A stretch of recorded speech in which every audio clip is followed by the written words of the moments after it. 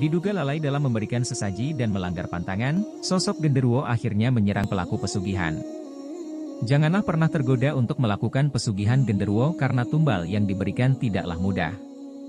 Di sudut kota, seorang lelaki tua kurus berpakaian compang-camping dan bertampang kumal senyum-senyum sendiri di tengah pasar. Bukannya iba, setiap orang yang melewatinya akan merasa jijik dan enggan untuk mendekatinya. Inilah karma pesugihan genderuwo di dunia nyata yang sebenarnya. Siapa sangka, laki-laki yang berpenampilan kotor dan lusuh tersebut adalah mantan orang kaya dan pejabat desa di daerah setempat, lokasi dan tempat kami samarkan.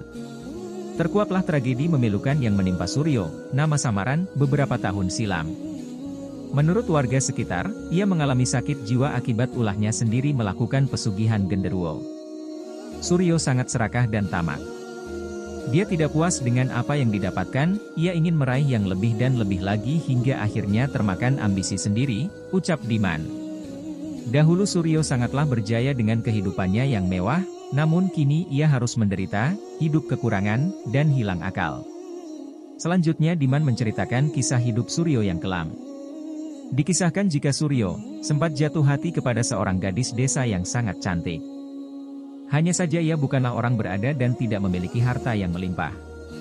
Walaupun begitu, Suryo tak hilang akal dan meminta bantuan dukun pesugihan untuk melakukan guna-guna kepada calon istrinya. Dari penuturan Diman, mereka akhirnya menikah hingga dikaruniai beberapa anak. Keceriaan keluarga kecil ini lambat laun pudar karena status Suryo yang seorang pengangguran. Untuk menghidupi keluarganya, Suryo meminta bantuan dukun agar diberikan kekayaan mendadak. Dengan berbagai syarat yang berat, akhirnya Suryo menyanggupi ritual dan tumbal pesugihan genderuwo yang harus diberikan. Dukun mengingatkan Suryo untuk tidak membuat genderuwo tersebut kecewa dan harus rutin memberikan tumbal serta sesajen. Jika tidak, akibat buruk akan diterima dirinya.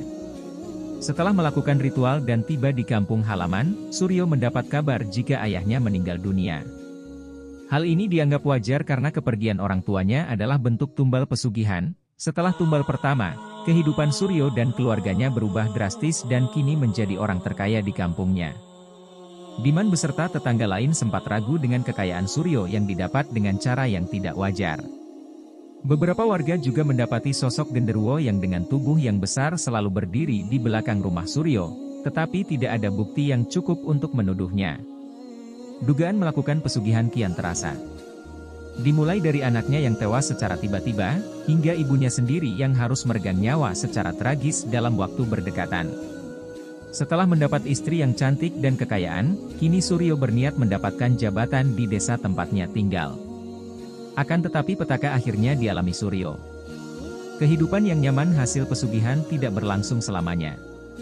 Kenikmatan hidup yang dimilikinya kini berubah 180 derajat. Dia tidak lagi memberikan sesajen, tumbal, dan beberapa pantangan juga dilanggarnya. Hingga suatu pagi, Suryo mendadak sakit, tapi anehnya sakit yang dideritanya tidak dapat terdeteksi diagnosa dokter. Obat-obatan yang diberikan pun tidak mampu meredam rasa sakit yang mendera tubuhnya. Suryo seolah panas dibakar api dan perih terasa seperti ditusuk duri-duri tajam. Mungkin itulah bentuk siksaan dari kekuatan gaib yang marah pada dirinya. Sementara itu, kedok Suryo yang memakai pesugihan telah diketahui warga desa.